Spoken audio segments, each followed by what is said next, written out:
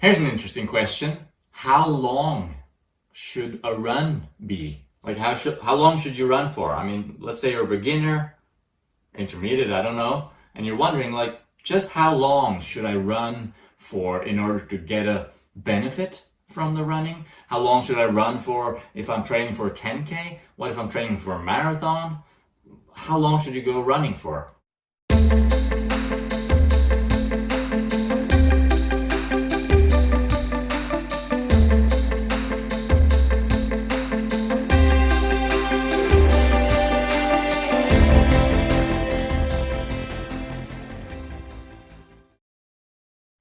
All right, so how long to go running? It's a pretty um, difficult question. It's kind of an impossible question to answer in a sense. It's kind of like asking how heavy is a rock. I mean, there are all kinds of sizes and weights, and you can run for short times and long times. You can run hard, you can run easy. That all matters, you know. But in general, let's just start at the beginning. Let's suppose you are a beginner.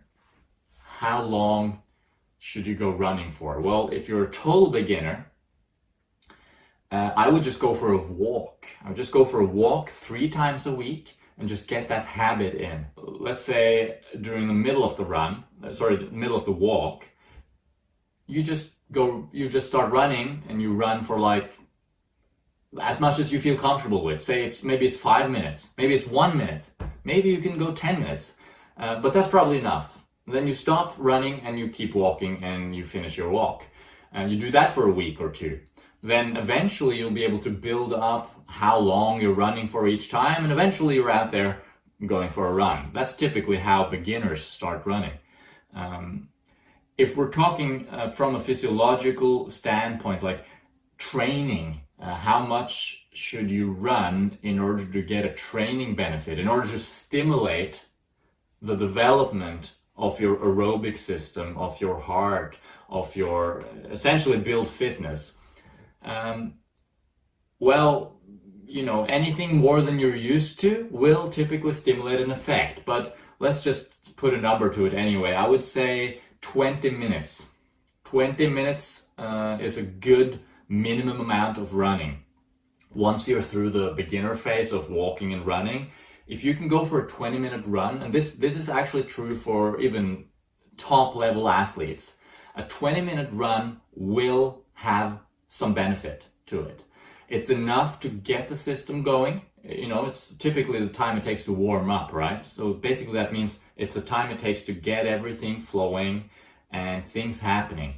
After 20 minutes, if you stop your run after 20 minutes, suppose you do that 3 times a week, that's an hour per week.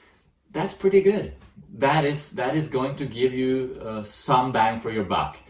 Of course, from then on up, it's just almost the more the better, unless as long as you don't get injured. So if you go for 30 minutes, it's probably better than 20 minutes. 45 minutes, even better. Going for an hour, that's awesome. A lot of good things happen when you go running for an hour. But you got to remember also that if you had a hard workout yesterday, perhaps today you need a rest day. Or if you can tolerate some running, perhaps today 20 minutes would be perfect. That's what a lot of elite athletes do. You know, it's all about polarizing your training. And as a running coach, when I make a training program, I try to polarize the training so that we make the hard days harder and the easy days easier, which can also mean making some days longer and bigger with more volume, more time running, and other days smaller with less time running. So suppose I had a 2.5 hour run yesterday, I might just take a rest day today. Or if I'm going running, perhaps I'll just do it for 20 minutes, half an hour. It's just to get some blood flow and to get a little bit of a stimulus, but while still recovering from your day before. So in the upper end of the spectrum, how long should a run be? Well, ultramarathon runners, they might go do training runs that last for like 6 hours. But that's pretty extreme. Even a 4-hour run could be beneficial for an ultramarathon runner. If you're talking marathon training, typically most marathoners are, better off just running 2 hours to perhaps 3 hours for their long run. That means once a week. The other days of the week, they'll probably just do 45 minutes, an hour 15, perhaps even 1.5 hour, 90 minutes. But the thing is, at a high level and at a low level, it's all about that cumulative effect of steadily chipping away at it day after day. Anyone can handle, or not anyone, but it's easy to handle a day of a couple of hours of running. But what if the next day as well you need to do it, and again and again and again, over time, accumulating a lot of time running? That's what's stimulating the best effect. So how long should you run?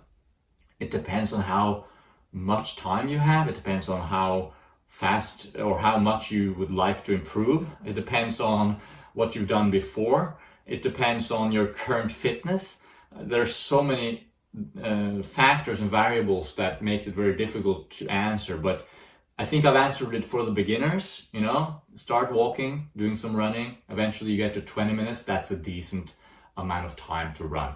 And as I said, most people, even the higher level athletes, run between half an hour and 3 hours for most of their runs, and even more so 45 minutes to 1.5 hours. That probably covers 80% of the runs that most people do.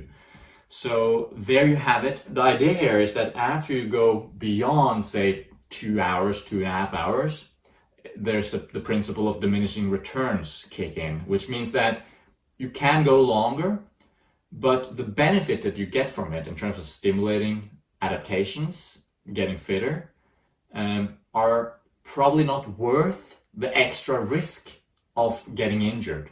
So running more than 3 hours, there's a high injury risk, obviously. But the benefit you get from running 3 hours versus running 2 hours, maybe it's not that great. Maybe it's better to just do that 2-hour run and then come back tomorrow and do another run of, say, 1 hour, and you cover 3 hours in 2 days instead of 1. That's a little bit better. And intensity plays a role here as well. Of course, if you're running hard, you cannot run for as long as if you're running easy. So you got to balance intensity and volume. Yeah, I think that's a good answer. How long should a run be? If you have any questions, of course, you could always contact me at the Long Trail Facebook page, or you can contact me on my website, MGJ Coaching. There's a link in the description. I offer customized training plans and coaching calls via Skype. So feel free to contact me there, and of course subscribe and stay tuned for more videos. Thanks for watching.